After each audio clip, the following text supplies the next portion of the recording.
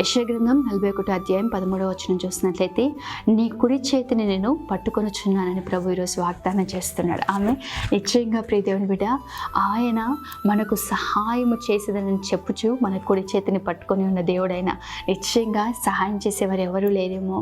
ఈ పరిస్థితుల్లో నాకు ఎవరైనా సహాయం చేస్తే బాగుండు, ఎవరైనా నా పక్షాన ఉంటే చాలా బాగుంటుంది అని చెప్పి అనేకుల వైపు ఆశతో చూస్తున్నా నీకు సహాయం కలగట్లేదేమో. కానీ నిశ్చయంగా ప్రభువు నీ కుడి చేతిని పట్టుకోబోతున్నాడు. ఆయన నీకు సహాయం చేయబోతున్నాడు.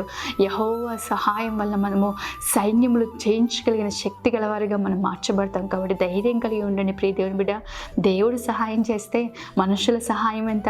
దేవుని సహాయము నిశ్చయంగా మన జీవితాల అద్భుతమైన కార్యాలు జరిగిస్తుంది.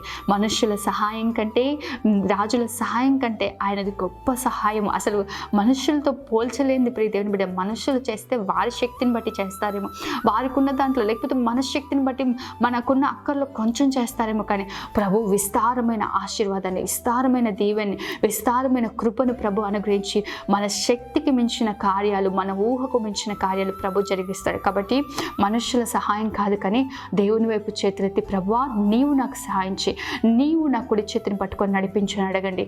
తప్పక మీ జీవితాల్లో ఘన కార్యాలు మీరు చూస్తారు. ఆమేన్. God bless you.